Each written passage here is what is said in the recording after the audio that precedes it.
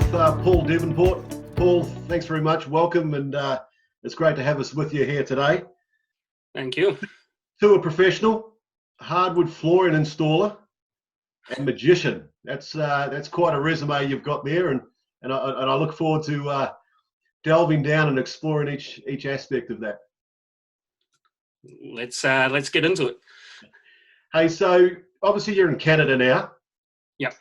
What do things look like over in Canada? Are you in lockdown, and what's happening with this awful COVID-19 not situation? lockdown like New Zealand was. Basically, the media is telling us to social distance. So in Canada, they say basically a hockey stick distance away from anybody. So 2 meters, I guess. Yep. And then they're asking people to stay home and only go out when necessary to go out. So they're not making it an official lockdown to whereas you'll get in trouble if you go out, but they're just they're making it very clear to stay away from other people, only go shopping if you absolutely need to go shopping, only go to work if you have no other choice. I'm not working right now. I got laid off just because we have no work to go to. Like I install hardwood floors, like you mentioned, and no one wants a stranger in their house right now, so for right now I'm collecting the it's called EI over here, employment insurance, and the government's got a little plan going while this COVID-19 lasts, and so I'm collecting that until I can go back to work. Yeah, so the economic impacts are having an effect through the virus right now. Yeah. A lot of people are able to work from home in this day and age. A lot of, office employees and so forth can work from home. I have a good buddy that's, he's a glass guy, installs glass, windows and shower doors and things like that. And he's still busy as he ever was. I've not got another guy that hangs drywall, and he's busy, but he's doing new construction. So they're basically keeping one trade in at a time in the new construction. I don't really do a lot of new stuff. I go into someone's existing house, rip up the carpet and put in a hardwood floor for them. And so it's a whole different kettle of fish. They got all their furniture in there, and right now no one wants you coming in and touching all their stuff, right? So there's a lot of trades are still working, and a lot of them, like myself, are out of work right now. So I assume been fairly handy at woodwork. The house is looking pretty good at the moment. You've probably built a new cubby house and installed a new set of stairs. I've been watching this guy from New Zealand giving tips on how to grow grass, and so I've been patching up the patches in the back lawn, and got that looking a little better, and doing my 3 or 4 waters a day, and like he told me to, and I'm surrounded by trees in my backyard, so it's very shady, so the grass doesn't grow very well. So, I'm homeschooling my daughter right now. My wife's a school teacher, but she's working every day frantically to get up online teaching. So that's happening over here, and so I'm able to spend 3 or 4 hours a day with my daughter and going over the math and the reading and the spelling and stuff. She's 8 years old, just turned 8. So we've been doing that, and then we're going for walks and bike rides and things, breaking it up a little bit. So I've been pretty busy doing that too. So we've got the homeschooling going on in our household as well. Yesterday I mentioned that I had 3 of my kids in detention by 10 o'clock and another was expelled by midday. This morning I couldn't even log the youngest fella on. So hey, look, there's always opportunities for cutting grass like his old man. So we don't need to get too serious at this point. I tell my daughter my wife's the principal, and I'll send her into the office if she doesn't listen. So fantastic. But I'm the goofy guy that gives her treats, so she thinks she can get away with stuff with me. She probably can. So Paul, Paraparaumu Beach, you literally grew up on the golf course. Yeah. When how old was I? I was 10, I think, when we moved from Miramar to Paraparaumu, and bought the house that backed onto number 13 right next door to the Barron's house, Steve Barron's house there. And I didn't really pay attention to the golf course for a few years. And I think I was almost 14. I was kind of late 13s when I finally found Dad's clubs in a closet and snuck out and tried to hit a golf ball, and I was hooked right away. Right. I mean, that's a fantastic spot setting up there on the crest of the hill. Opposite possibly one of the hardest shots on the golf course. Well, I used to go out there behind my house in the deep rough, and kind of where I guess the trees are gone now, I'm not sure, but right behind my fence, and there was pine trees, and there was quite a bare patch because the trees, were shading the grass.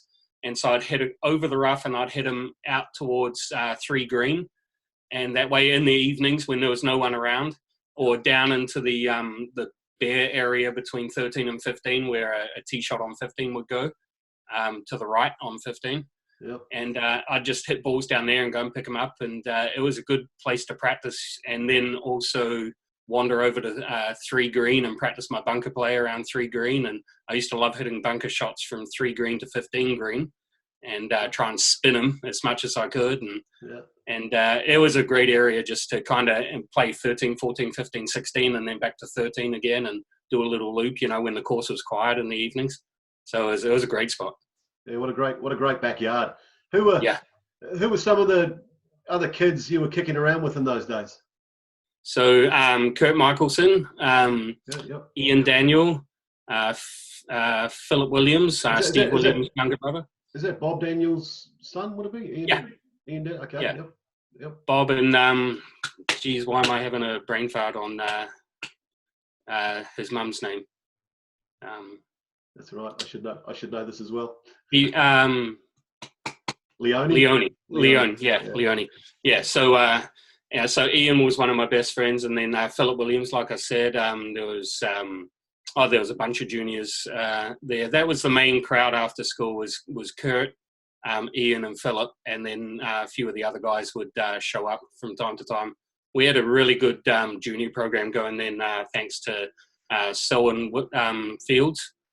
Selwyn Fields. He kind of took it over, and that was his passion. Later in his life, there was to get the junior program up and running, and a lot of juniors interested in the game. So we had a good bunch of guys. So were you largely self-taught? You said you picked up your father's clubs and just started hitting. I mean, how did that work? So I played probably 3-4 months just slapping at the ball best I could, and then John Barron, Steve Barron's dad, John told my father, get Paul up to the clubhouse and get him. I wasn't even a member, I was just sneaking out. Became a member, and then Glenn Morrison was the pro at that time, and Glenn kind of took me under his wing, and so he taught me the fundamentals and helped me with my swing in my junior days. And just kind of kept an eye on me, made sure I wasn't getting too far offline. So he was really the one that kind of gave me the swing I have now. And I, after I left, I kind of did my own thing and tinkered, but his teachings are still there today, pretty much. Now in those days, I understand it was relatively challenging for a junior to get access to tee times and into the club atmosphere. What was it like? I didn't really, yes and no. Like I was going up there after school. I was coming home and basically walking on to the course out the back and hopefully play 17, just walk across to 17 tee, play 17, 18 in if it was clear, or just kind of make my way to the practice fairway. I did a lot of practice fairway stuff. I wore that practice fairway out. I was hitting balls more than anybody hit balls, and so I found a lot of enjoyment in just kind of being by myself and hitting balls. And then once the course kind of slowed down, I'd just sneak out and play. And as far as weekends went, we had time slots, I think, pretty early in the morning for juniors. I can't remember if it was both Saturday and Sunday or just one of the days, but we had a little time slot there for juniors, and where we could play on weekends. And once I got good pretty quick. It didn't take long to get good. So then I was kind of able to play. I got asked to play a lot, and I was able to play. I didn't find it too hard. So I read just recently on one of your online posts that you shot you had your first round in the 60s when you were just 15 years of age. Yeah, so I basically took up golf right when I turned 14, or maybe just a month before I turned 14. And I shot in the 60s at 15, but that doesn't mean it was a year later. It was closer to 2 years later, but I was 15, if you know what I mean. Okay, still impressive. But Did you play? You're no, right. carry on. Yeah. Did you play interclub during that period at all? Did you represent Yeah, the so golf club? the junior one was Watt Cup. I don't know if that exists anymore, but it was Watt Yeah. Cup. And I can't remember the guys when I was, maybe Les Stock was playing Watt Cup. Maybe you're still young enough. I can't remember. There was a couple of other guys, I can't remember their names now, that were better than me. I was kind of coming in at the last man when I, first started playing. I was shooting kind of low 90s, high 80s. And then, like I said, I just practiced every day, and every hour I could be on a golf course I was. And so pretty soon I was playing good, and then I moved up into the Duncan Cup. Can't remember what age I started playing that, maybe 16 years old. I think I can't remember for sure, but I remember playing a lot of interclub. That was one of my great memories of amateur golf, was the interclub. I loved it. Yeah, so still as an amateur, 1984, the big circus rolls into town, the New Zealand Open, and an absolute, a superstar in the making, Corey Pavin, who went on to win that event. Yeah. But pictured at the prize giving was, and you must have been a very young Paul Devenport collecting the Bledisloe Cup for the leading amateur. I was 18 at that time. So I'd already played 2 New Zealand Opens before that. Right. I played at Heratonga when I was 15. Wow. I got into that. I got my handicap down to 3, and there was no Monday qualifying or pre-qualifying, and there wasn't enough people entering for that kind of thing. So if you wanted to play, you had to be 3 or less back then, and I was. And so Glenn Morrison said, play. I was way over my head in there, but he said the more big tournaments you can play, the more experience you get, the better you'll be. So I played there, and I think I shot maybe 83-76. I was so nervous. And so that was at Heratonga, or Royal Wellington, I think it is now. And then I played in Christchurch, I think at Shirley, I think. And so that might have been the year before Corey Pavin at Paraparaumu. So I'd had a couple of New Zealand Opens, so I kind of started feeling comfortable in that atmosphere. Maybe I think I might have played at Middlemore. I might have played 3 before that one. Wow, so so Glenn Morrison was behind that. He goes, just get out there and play as much big tournaments as you can. So yeah, I played that, and I think my rounds, if I remember right, were something like 75-70, 75-70, and a guy called Phil Mosley. I know Phil. He was leading sure. leading me and maybe another guy by 7 shots, maybe going into that last round. And he kind of fell apart, and I played a really nice solid round of 70, and was shocked to have to win the Bledisloe Cup, because I thought Phil had it locked up. But yeah, that was pretty cool. Did you get to rub shoulders with Corey at all afterwards? Did he stay around? I mean, what was the atmosphere in tournaments in those days? Did everyone go their own way, or was there, I went my own way. Okay. I was walked back up 18 and across 17 to your house. Yeah. Well, yeah, I was probably one of the shyest human beings alive at that point in my life. Like, once I became good friends with someone, I wasn't shy at all. But anyone I didn't know, it was very hard for me to go and talk to somebody. And so I would just kind of hide in a corner somewhere. That was me. That's why I like practicing so much on my own. It was just my little safe haven. So I was crazy shy. And I probably had the opportunity to rub shoulders with a few guys. I remember, so it must have been that same year. Ian Bakerfinch would have been defending champ, I think. Right. And they had the range set up kind of towards Otaihango, kind of an old like a orchard or something, or a nursery out there. They had a range off, I think, Amazing Garb Road or something. Anyway, Yeah. I was out there in the evening on my own, one of the last guys on the range, and Ian Bakerfinch shows up, and he saw me hitting balls, and he came and put his balls right down next to mine and started chatting with me. And of course, I'm crazy shy, right? And there's Ian Bakerfinch. I know who he is, a defending champ. And so that was one of my really good memories of that tournament was, he talked to me and asked me how I was doing in the tournament and told me good luck, and that was huge for me. I was just a young kid. That was monstrous for me. So he was one of the nicest guys. And as I found out later, he was always one of the nicest guys on tour. They say that, yeah. And they say, I mean, a beautiful ball striker as well. But sadly, Yeah, something happened later in his career where he couldn't transfer the practice range onto the golf course, which is a real shame. Yeah, I think he was more known for his putting, his short game, especially his putting. He was a phenomenal putter. Right. Okay. So at this point, obviously, you were getting good. You'd won the Bledisloe Cup at still a relatively young age. By that stage, did you have your mind set on professional golf? I mean, what was your thoughts? Oh yeah. I was set on that probably from age 15 when I played that New Zealand Open at Royal Wellington. That I knew that's what I wanted to do, and so 18 was a good age for me. I think the year before I'd lost a playoff in the North Island Boys to Craig Perks, and missed a putt of like 2 feet, if that, on this in the playoff hole.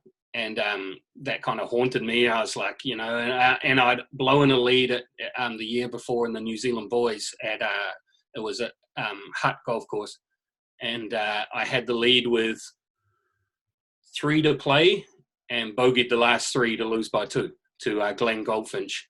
And but I was young, and that was kind of one of my first big junior tournaments, or my first New Zealand Boys. And so at 18, I went to Christchurch and I won the New Zealand Boys down there. And then I won the Bledisloe Cup, and I also won the it was called the maybe the Steinlager or whatever, the under 23s at in Hawke's Bay at Bridge. Right. They still have that there. I think the under 21. That was a huge tournament, and I won that I ended up winning that by 10 shots. So it was a big year. So I kind of stepped out of the zone of coming close and not quite getting there. To won the New Zealand Boys, won the Bledisloe Cup, and I won the under 23s in the Hawke's Bay by 10. And I suddenly realised I can do this now. I know how to win now. So you obtained a scholarship to the States. How did that come about, and where did you end up doing your study and playing your golf? Yeah, so a bunch of guys. Grant Waite, Greg Turner, Matthew Lane had gone, Phil Aitken, a few other guys had gone to the States on scholarships.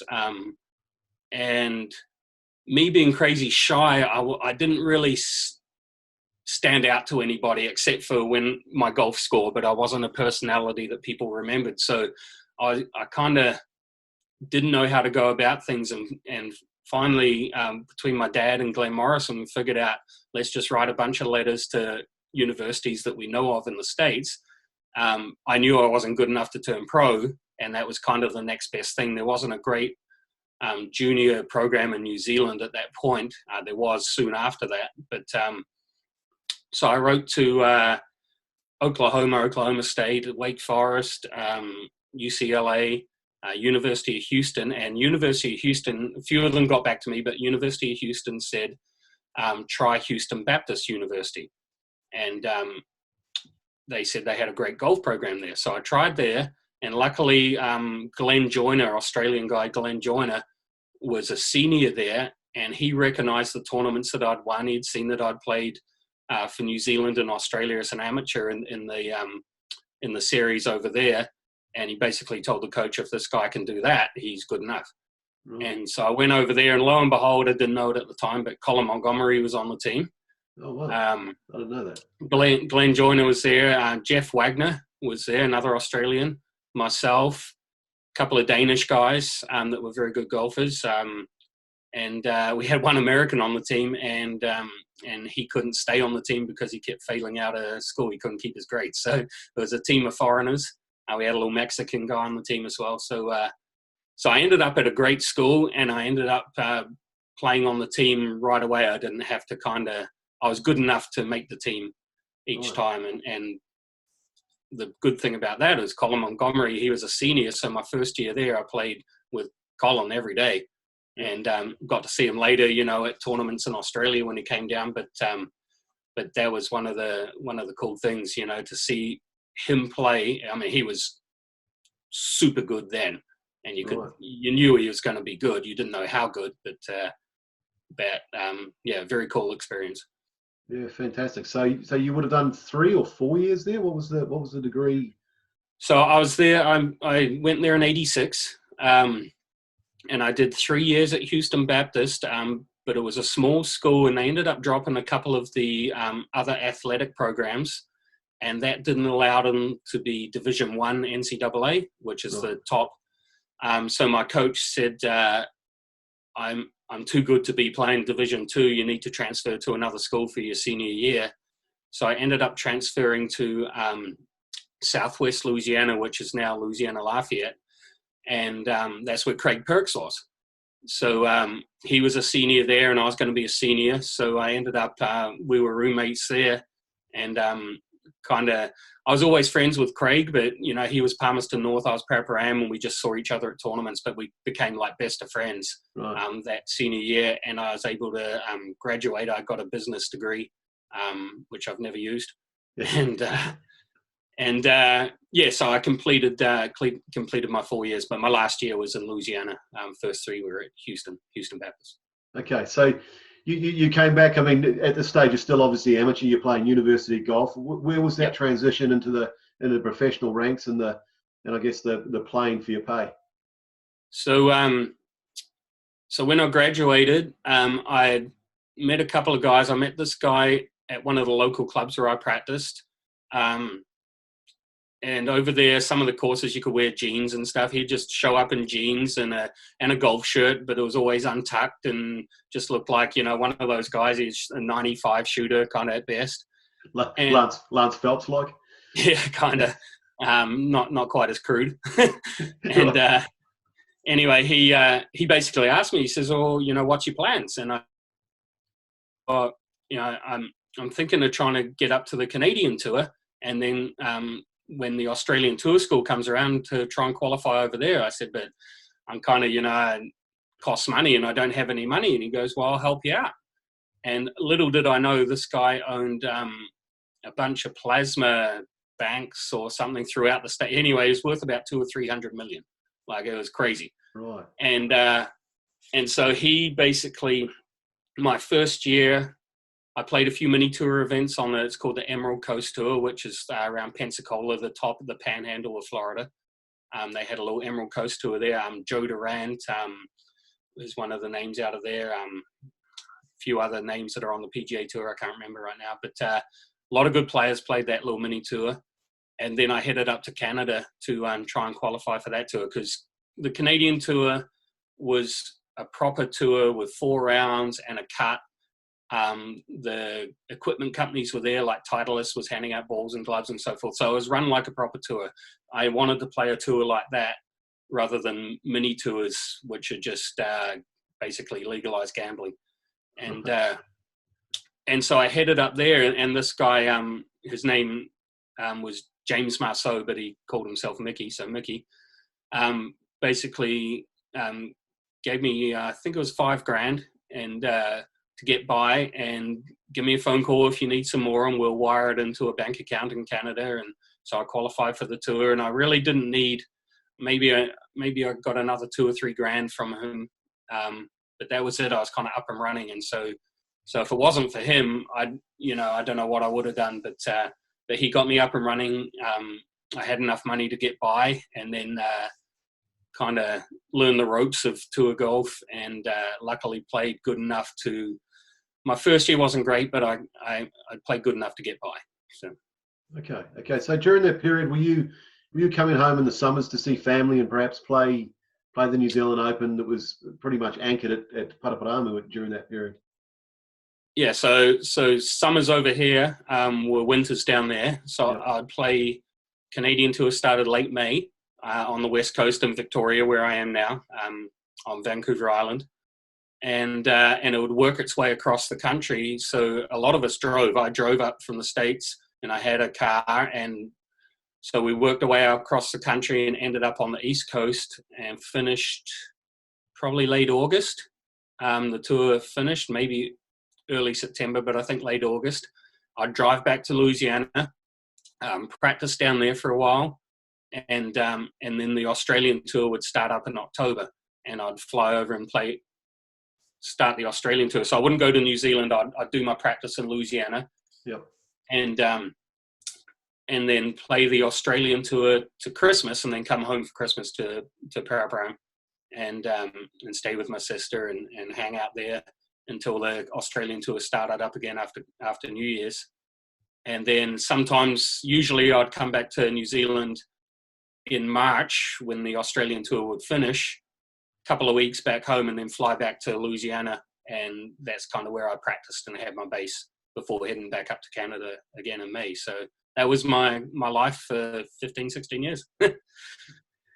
So 1995, I was a young fella myself, and I was living in Melbourne. 1995, Kingston Heath was the Australian Open that year. They hosted the Australian Open, and I was over there working, raking bunkers and filling sand divots. And I remember on the first round, there was this Kiwi up the top of the leaderboard, Paul Devenport from Paraparaumu. How was that? It might have been the second round. Second round, you got the front. Okay, there you go. I think it was second round. I think I shot 69 in the first round, which was good, really good, solid round around Kingston Heath. But I wasn't leading. And then second round, I think number 12 the par 5. Is that right? 10's par 3, 11 to the corner. 12's the long one that goes up. Yeah, it is. Yeah. So 12, I eagled 12. I got home and holed maybe a 30-footer or something for eagle, and that's when I hit the lead. And there was a big scoreboard right behind the green, and where there was a little bit of weight on the next tee, and I glanced over, worst thing I should have done, and saw my name right at the top of the leaderboard, and went, holy cow, I'm leading. And proceeded to double bogey the next. And then kind of limped it home from there, not too bad. And I think I just played pretty average on the weekend. I can't remember I finished, but probably mid-teens, maybe 20, somewhere around there in the tournament. But it was Greg Norman's tournament that year. I think he won by an absolute bunch. He might have even won. He was dueling it out with Peter McWhinney, I think, in that one. And I think it was basically they were the only two in it on Sunday. They blew everyone else away, and then Norman ended up. I don't know if he won by a lot over Peter McWhinney, but 2 or 3 maybe. But they were dueling it out that back nine. But yeah, they ran away with it, those two.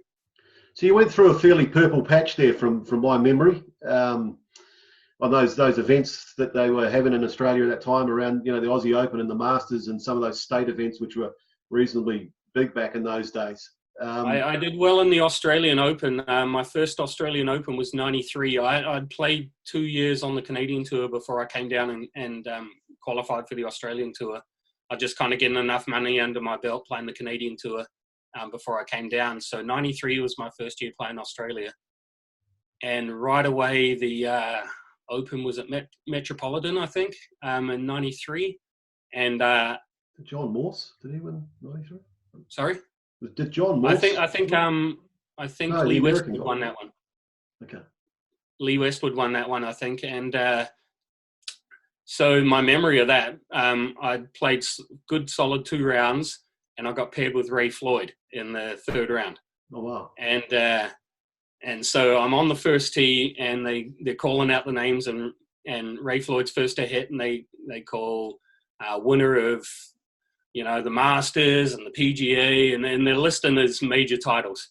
And he stands up and he hits a kind of a little toey hook into the left rough. And it wasn't that good of a shot. And that kind of relaxed me a little bit, seeing him hit a bad shot. And then they call me out, and it's just Paul Devenport from New Zealand, and that's it. And I get up there, and I am literally shaking. And it was just total muscle memory. I just swung, absolutely flushed it. Don't know how I did it. Just straight down the middle, flush.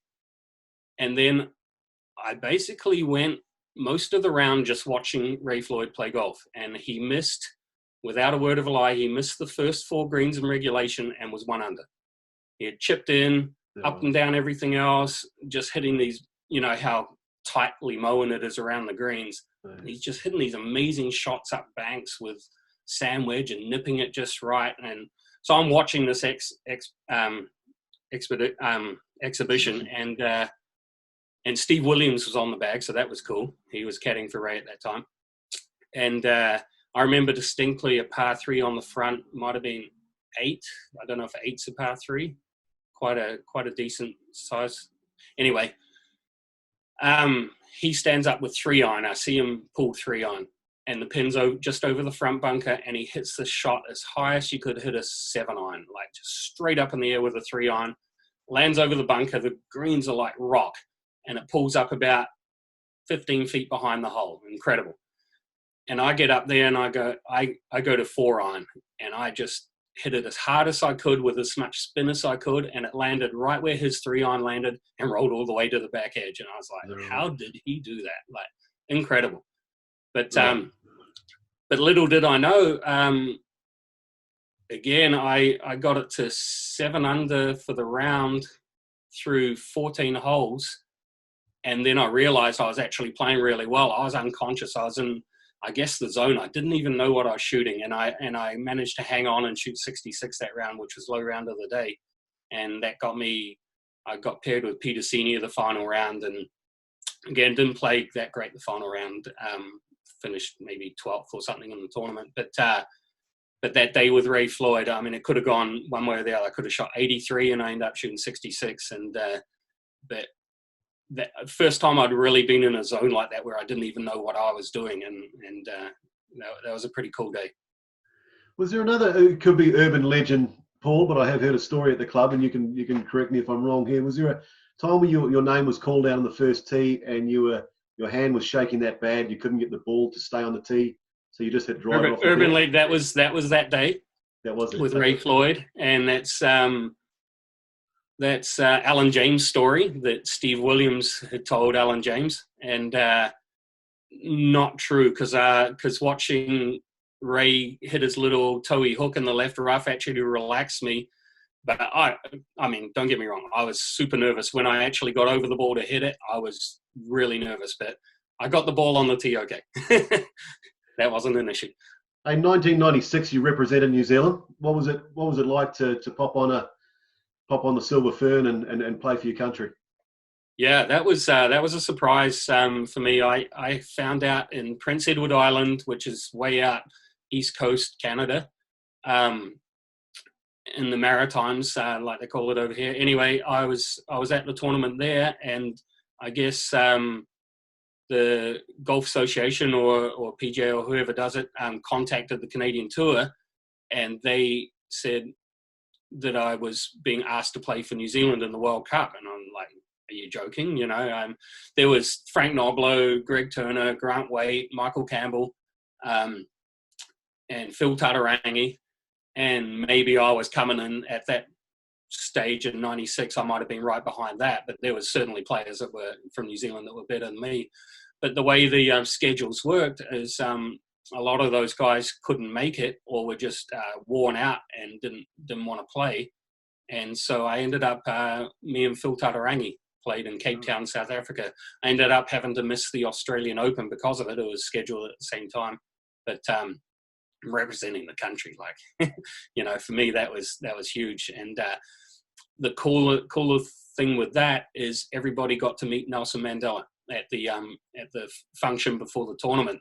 He was just basically shaking all the players' hands. I got to shake his hand and say hi, and that was basically it. And then he, you know, saw him give a speech at the at that ceremony, but got to meet him in person, even if it was just brief. And then to experience the World Cup and play that was phenomenal. You know, just to say I've represented my country as an amateur and a professional. You know, that's pretty cool. Yeah, well done, Paul. So you're back up in Canada, and you've had a few successes up there, or probably a couple more than a few successes. You won the Shell Open, is that correct? So I won 4 official events on the Canadian Tour. I won 5 tournaments. One was unofficial, but it's not listed as a win. But so 4 official wins. One was here in Victoria. That was called the Shell Payless. They're both gas stations. Shell, obviously, petrol stations, and so I won that. My first win on the Canadian Tour was 1998, and I won the TELUS Open in Quebec. So they were basically the Quebec Open in 98. And then in 2000, I won in Edmonton. And then 2001, I won in Victoria and Quebec again. So 4 times here. And I won a tournament in Prince Edward Island, but that was the unofficial one. So it took a long time for me to get my first victory up here. And it seemed like I had better playing days in Australia. I think the Australian conditions suited my game more than the Canadian. Even though I won up here, obviously the competition's a little stronger in Australia than the Canadian Tour, but still pretty strong up here. And but it took a while for me to get that first victory. Do you think the style, if you look at Paraparaumu Beach, obviously where you learnt your game, and the kind of shots that you have to play at Paraparaumu are similar to the shots you have to play largely on the sandbelt? And yeah, I felt right at home playing those sandbelt courses. And the other one I loved was New South Wales in Sydney La Perouse. And it was that style of golf. It was windy, it was firm, and you had to play for the bounce, and you had to hit the shots, and that suited. And even in Perth too, because it got quite windy and firm out there. Being hot and dry, we're kind of in towards the desert out in Perth, and so I did well in the tournament out there a few times, and it took a while for me to play the game where it was like throwing darts, or you had to fly it past the hole and allow for the spin to bring it back. That just wasn't in my DNA, and that was hard for me to play that style of golf. I loved the wind, I loved the firm, and my putting stroke. I went for a while with it braced against my arm like this, like kind of like a Matt Kuchar. Bernard Langer did that for a while. Then I went to the long putter, and that kind of style of putting suits a really fast green. And so when I got on slower greens or softer greens that were a little bit bumpy, there was no wrist in those strokes, and I didn't putt as well on that style. I actually struggled in the New Zealand Open at Paraparaumu for a long time, when back then in the 90s, the greens were a little greener, I guess, and a little bumpier. And I putted the really fast, firm greens well, and struggled on anything that was a little bumpy. Because of the style of putting, I didn't have any wrist, and I didn't suit those greens. So I felt at home on the sandbelts for sure. Now, I got to play with you in 2014, I think it might have been, at our Pro-Am that we have. 13, I think. And it was windy that day, very windy. And we got to the 14th hole, and you played this 4-iron into a 126-meter par 3 downhill with off the back foot with a little punch. I've never seen anything like it. You've told me that you will teach me it one day. If I ever get back there again, yeah. But you played a style of shot that day that I hadn't seen on a regular basis anyway. Right. It's basically the style of shot is very much like just a chip shot around the greens. So you stand considerably closer to the ball than you think. You have your hands, you choke down on the grip, and you have your hands higher in the air. So it kind of firms up the front wrist. And you don't really put the ball a long way back, kind of middle of the stance. You kind of open your stance up, and it's just like you're hitting a little chip and run, basically, but with a fuller swing. So you're taking 2, 3, sometimes 4 clubs extra, depending on the wind, of course. And you're basically hitting a punch fade is what you're doing. You're really holding on and firm with that front wrist, and you're hitting a punch fade. I don't really put it too far back. I just stand very close to the ball with my hands quite high. And I got that shot after watching a video of Lee Trevino doing an exhibition, and he was hitting shots, just standing there with a bunch of balls on a par 3, hitting shots at it. and he was hitting these 6 irons just in that style, and he was showing how to hit that punch shot. And of course, he's way open, and he was showing where he normally stood and where he stood for that shot, and it was like the ball was so close to his feet, and he's hitting these low punch. And what happens there is the ball fades and it lands very soft with quite a bit of spin. So when you're into the wind, you're not getting this kind of low hooky shot that lands and runs forever and you've got no control over. So you could hit this kind of punch fade that was low, the wind didn't touch it, and it would land soft and stop quick. And I used that shot a lot in Australia. I'd play entire rounds of golf, especially in the afternoons in Perth when the wind was up. And in Melbourne, when it was windy, I'd play the entire round with my irons. If it was an 8-iron shot, I'd be pulling out 6-iron and hitting that shot. Right. And I just had a lot of control over it. The hard thing was when you went to another course to go back to your normal style of play again. But yeah, even with driver to some extent, not quite, but it was a great shot to play, but especially iron shots into the wind. And it was quite interesting with the postponement of the Masters, watching some of the replays over the weekend and various years right through. I mean, I watched right into the early 80s through to Tiger's 2019 success, but it was quite interesting just to see the swing seemed a lot more fluid and a lot more individual than perhaps you see today with today's robots. Everything's very mechanical and almost very perfect. It was interesting to see. Yeah, I watched a few of them. I watched Tiger's win last year.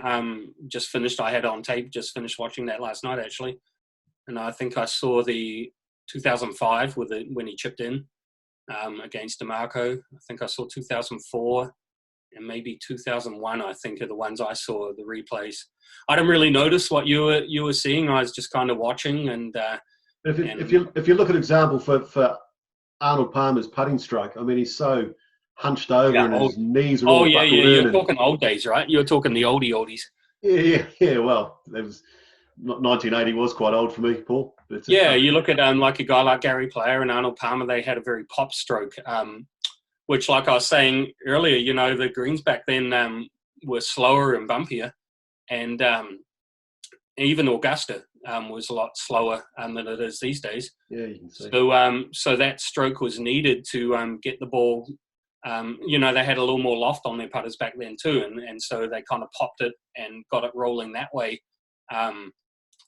A long putter like Bernard Langer uses would never work on those old greens like that. It would just start bouncing right away, and that's what I was making reference to earlier.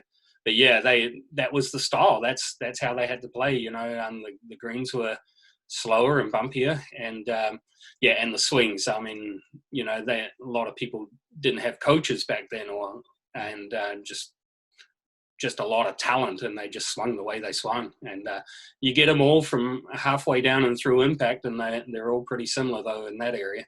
It's just it's like Jim Furyk. It's how you get there, right? So things are going reasonably well. You're up there near the leaders on the Australasian Tour. You're winning on the Canadian Tour, and then all of a sudden, injury visits you. Yeah, my first real bad injury was my left ankle. I just kind of rolled it. I didn't break it, but I sprained it super, super bad right before I was back in Victoria here in Canada for Christmas, and then was heading back down to the Australian Tour, and hurt it then. And I tried to play the last half of the Australian Tour with my ankle like that, and it was silly. I shouldn't have played. My ankle was, after every round, was swelling up over my shoe, and I had to kind of fan it out and turn it out quite a bit just so I could turn through the ball without it hurting.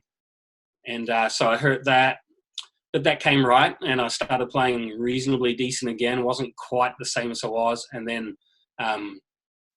tore my rotator cuff in my left shoulder, and that was kind of the end of things. And I went through a divorce at the time, roughly the same time too. So a lot of things were going on in my life. You can kind of handle an injury, or you could handle a personal issue, but both together at the same time. And I was like, okay, I'm not playing real well. My shoulder's hurting. I need to do something else for a little while. And sort out what I'm going to do. And I was 39 at the time, about to turn 40. I met another Kiwi guy here in Victoria, and he installs hardwood flooring, had his own company. And I said, can I come and help you for a little while? And in the meantime, I'd organised a teaching gig in a little town called Powell River, which is kind of a little bit north of here, with a guy I knew off the Canadian tour. He was the head pro there, and I was looking for someone to come in and do all the coaching and the clinics. And so I did the hardwood flooring. The winters here pretty wet and rainy. No one really plays a lot of golf. And went up there in the summer and taught for a while. Came back next winter, did the hardwood flooring again, went back and did the teaching the next summer, and then met my wife now, that I have now. And I was like, you know what? I don't miss the tour. I don't think I have it in me to, at 40 years old, to put in the amount of work that it takes to get back out there. Struggling towards the end there anyway. And my hardwood flooring boss, he said, well, if you come back to Victoria, I'll hire you full time and I'll pay you this much. And I've been doing that ever since. So, I don't really miss the tour. It's a hard life living out of a suitcase 9-10 months of the year. So, and it's all great when things are going well, but it's tough when things aren't going well. And you spend a lot of money, and if it's not coming in, it's stressful. So, it's nice. And now I've got a little daughter, and I get to sleep in my own bed year round, and I enjoy the home life now. Yeah, good on you, Paul. Hey, focusing back on Paraparaumu Beach, I'd be really interested to know your favourite hole or favourite holes, and perhaps some of the characteristics that you like most about them that distinguish them from some others. Favourite holes, pretty much 1 through 18 I like. Yeah. I think 5 would be my favourite. Right. Like, what a great par 3.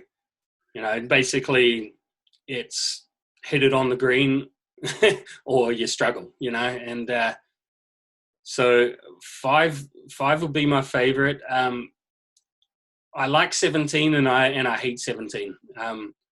There's something about 17 I would change, maybe the tee shot somehow. I love the approach shot into 17 from the top fairway, from the left. Do you guys have rough on the right now, or is it fairway down there? So we have the lower fairway and the upper fairway. So you still have the lower fairway? Yeah, we do. Yeah. I think, wasn't that done away with for, like, they grew rough in there for a while? Am I wrong? Well, I don't believe so. No. Okay, maybe I'm wrong. But anyway, I don't like the hole as it plays if you're playing down the lower fairway. It doesn't make sense to me. But it's a tough shot for a club golfer to get it to the top fairway, where it should be played from. So there's something about that tee shot I think should be different, to make the top more accessible. I don't know what you can do, but the second shot from up there is as good as it gets. Like, what a great shot into that green. And again, you miss the green. You can miss it short, but other than that, you hoot. It's pretty tough up and down if you miss it anywhere else. So 5 and 17 was the second shot on 17 for sure. And then all the par 3s, love all the par 3s out there. Now, Paul, there's been a fair bit of banter online, with golfers recalling great shots and lists of this and lists of that. And I posted one on our Facebook page recently, and forgive me, I got to look down, but your list blew me away within about the first three line items. Hole in ones, 15. Albatrosses 4. You've shot 59, and your record for birdies in a row is 7. I can't remember the rest because I stopped reading after that. Unbelievable record there. 15 hole in ones. 15 hole in ones. I got my first one at number 16, Paraparaumu, when I was maybe I was 16 years old. And I was just out playing with a couple of the other guys after school, and I got one there. And then didn't get one for a long time. And then I had a patch probably early 90s, 90, 92, 93 through to late 90s where I got most of my hole-in-ones. I've had a couple in the last little while, but not one for maybe 4 or 5 years. I hardly play at all anymore. But yeah, you play as much golf as we do, and you're gonna come close. So it's a little bit of luck when it does actually go in. But I guess I've been lucky 15 times. The 4 albatrosses. There's a couple of good stories with those.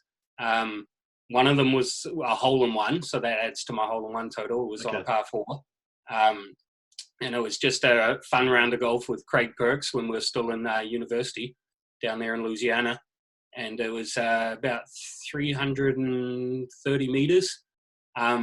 Summer, so everything was rock hard, and it was a little downwind and just killed the drive, and it bounced and ran and did all that. We actually thought it went over the back, couldn't really see it till we got up there and it was in the hole. So that was that might have been my first albatross, I think. And then I had another one in an amateur tournament in the summer in Louisiana. Actually, was it 2 of them? Anyway, this one was a match play event, and we were tied after 18 holes. This was the semi-finals to get to the final, and the first hole of the playoff was a par 5, and the guy I'm playing against hit a 3-iron for a second to about 20 feet, really good shot, and I'd hit, again, it was summer, things were firm, so I only had 7-iron in, and I hold the 7-iron to win that on the 19th hole. So, and then another one of them was on the Canadian tour, and it was the final round. It was the first tournament I won in Quebec, first tournament I won on the Canadian tour, and final round, and had an albatross on the front 9 there, and kind of ran away with that one.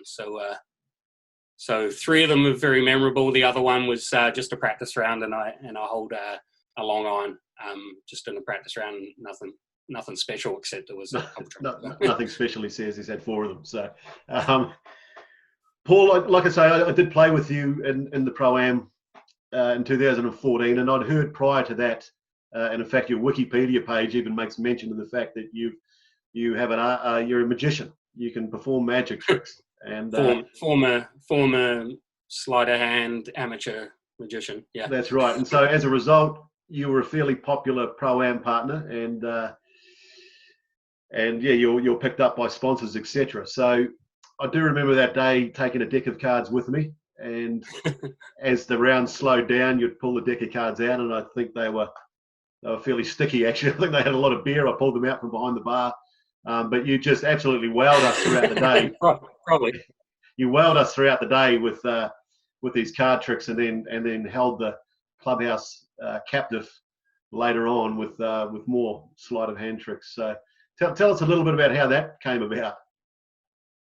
So just always been fascinated with that stuff as a kid, and whenever it came on TV, I loved to watch it. I think there was a show, Bill Bixby's World of Magic, I think his name was. I can't remember, but anyway, that was on New Zealand TV a little bit, and fascinated by it. And then Lance Phelps did his magic tricks with his cards, your card tricks and things like that. And so that was cool, and I was watching him do those, and I was like, I loved it. I loved seeing people do tricks. And then when I was in university in the States, I'd learned a few card tricks and other little sleight of hands and that, and then I realized it was good with the girls, right? So whenever at the pub and having a few drinks, and I'd break out a few tricks, and sometimes that helped me and sometimes it didn't, and then it went from there. And then I never got, like, if a magician looks at what I do, they just laugh. Like, I'm very amateur. But for someone that doesn't know anything about it, I can do a couple of tricks that fool people. So yeah, exactly. So I do the very basics. I wouldn't call myself a magician, but I can do a few little things. Now, I know I asked when we were teeing this interview up, perhaps whether there was a chance that you might be able to do one for us. I don't know how it would work, or whether you think it could work on over Zoom, but if you did, let's give it a go. I can try. I've got a couple of things here. Let me fold this down a bit. Not sure how this will work either. This is the only one I could think of that might work on the money one. Okay. On the thing. So this is a Canadian 5. I don't know if you can see that very well. Yeah. And So what we do with that is we fold it in half there, and half there, and hopefully get one more good fold out of it, and then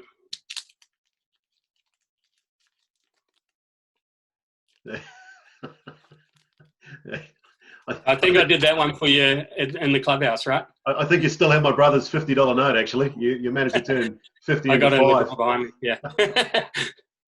Well, fantastic, Paul. Look, that's all we have. Best of luck in this lockdown, and I hope that we return to normal as quick as possible. And obviously, you can get back doing what you do best now, and that's laying this hardwood flooring, which I know you're incredibly impressive what you do. So. Yeah, I did professional golf for 16 years, and I think I've been doing the flooring for 14 years. So I play maybe 6-7 rounds of golf a year, and that's it now. So golf's not really my life. It's like a previous life to me, and now I'm very much into the family thing, and I've got my little girl, and I chase her around to her gymnastics and her soccer and piano practice and things like that, and that's what I enjoy these days. So it's a different life for me, but I'm glad I had the previous life. And hey, look, I know you've still got family back here, so if the opportunity ever arises and you do find yourself back in our neighbourhood, Paul, we'd love to have you back through the gates. And I'm planning on getting there. I've been given the go ahead from my wife that I can take off by myself. I don't have to drag the rest of the family down with me if I just want to go for a week or so and play some golf with my buddies. So I just got to find the time and obviously hope this virus disappears. So, but I want to get back in the next 2 or 3 years for sure, and play Paraparaumu again, and maybe take a bit more money off you. Paul, we look forward to it. Thank you very much again, and take care. Thank you. Cheers, Leo. Bye.